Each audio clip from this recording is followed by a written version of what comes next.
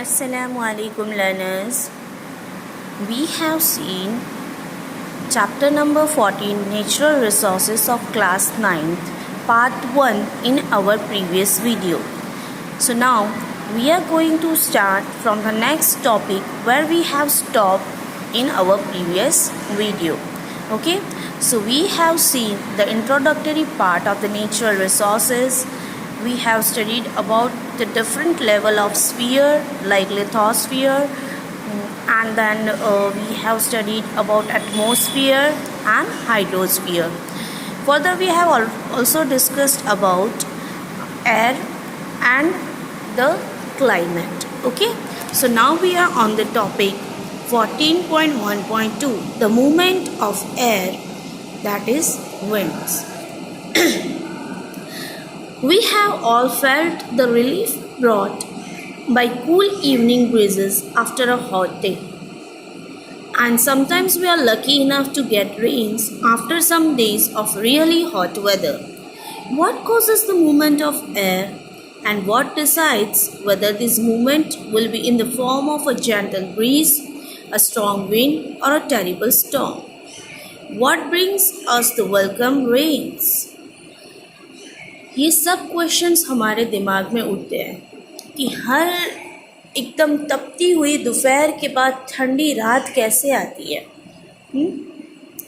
कितने लकी हैं हम लोग कि कभी कभी हम लोग इतनी गर्मी के बाद मस्त से बारिश हो जाती है तो मौसम थोड़ा ठंडा हो जाता है।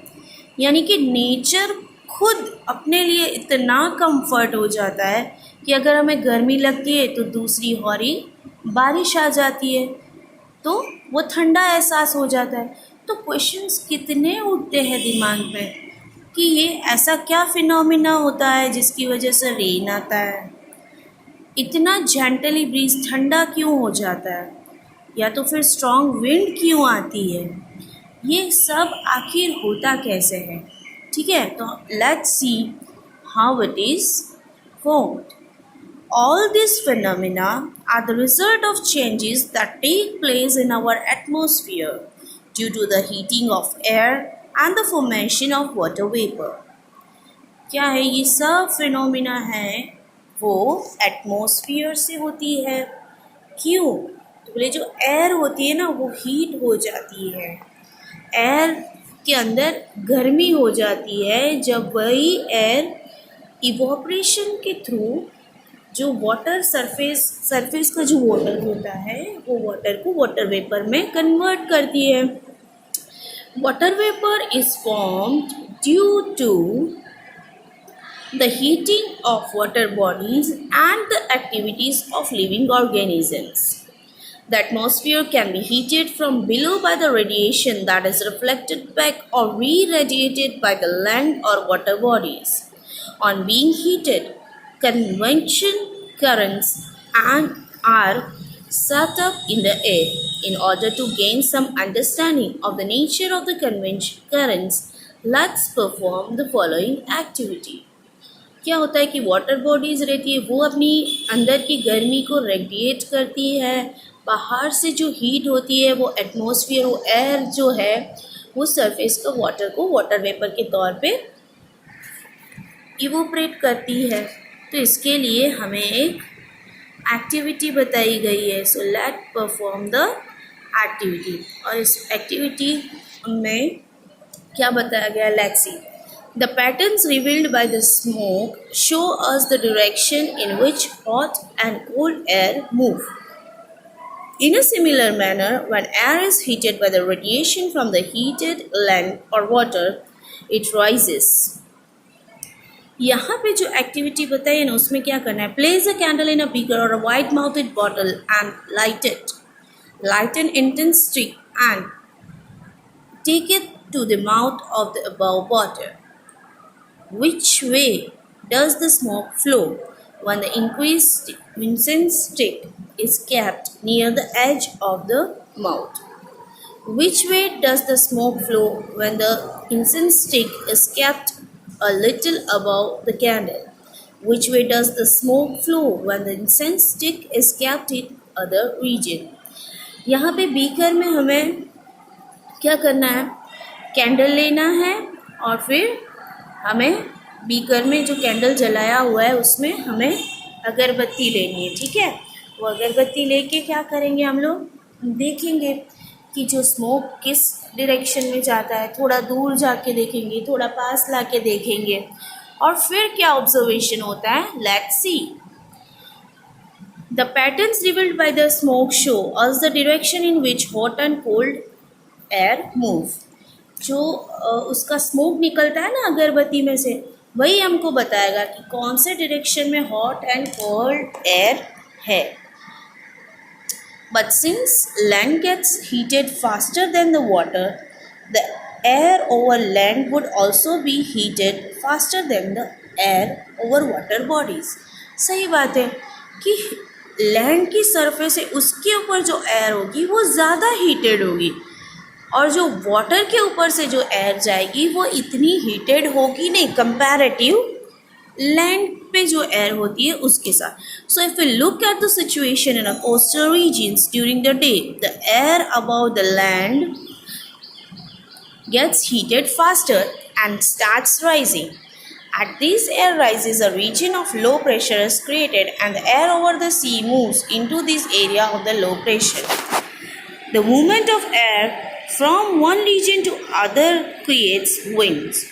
अब क्या होता है कि लैंड का जो एरिया होता है वहाँ पे हीट ज़्यादा होती है, तो जो सी लेवल पे जो होती है ठंडी एयर वो किस तरफ आती है, ये लैंड की तरफ आती है। और ये जो मूवमेंट ऑफ एयर रहता है ना एक जगह से दूसरी जगह, उसी को हम क्या बोलते हैं, विंड्स बोलते हैं। During the day the direction of the wind would be from the sea to land. अगर हम डे की बात करें तो दरिया का जो एयर होती है वो लैंड की तरफ आती है, तो विंड का डायरेक्शन क्या होता है, sea to the land. At night both land and sea start cool. रात को क्या हो जाता है कि लैंड और सी दोनों ही ठंडा हो जाता है। Since water cools down slower then the land, the air above water would be warmer than the air above land.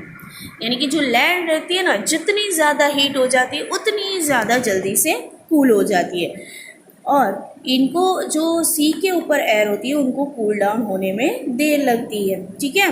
On the basis of the about discussion, what can you say about the appearance of areas of low and high pressure coastal area at night, the direction in which air would flow at night in a coastal areas. ये दो question हमारे दिमाग में उठते हैं, ठीक है।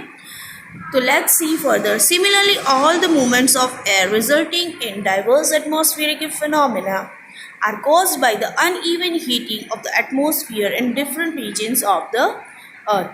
But various other factors also influence these winds. The rotation of the earth and the presence of mountain ranges in the paths of the wind are a couple of these factors. We will not go into these factors in detail in this chapter, but think about this. How do the presence of the Himalayas changes the flow of a wind blowing from Allahabad towards the north? यहाँ पे क्या बताया है कि दो question खड़े होते हैं कि पहले तो अगर डे में अगर हमने बोला कि जो विंड है वो सी एरिया से कहाँ पे आती है, लैंड की तरफ, तो क्वेश्चन ये होता है कि नाइट पे किस तरह की सिचुएशन होती है। तो ये सिचुएशन को ध्यान में रखते हुए हम ज़्यादा डिटेल में नहीं जाएंगे, पर इसके दो फैक्टर बताए गए।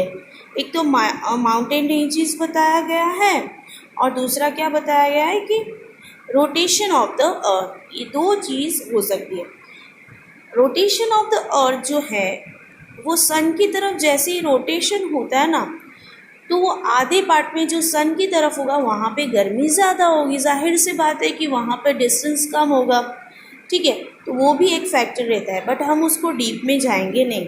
सो let's move to the next topic, that is rain. वो हम देखेंगे हमारे अगले वीडियो में, यानी कि पार्ट 3 में। ओके, जब तक आप पूरा रीड करो, समझने की कोशिश करो और सोचो कि कितने कितने क्वेश्चंस हो रहे हैं, ठीक है।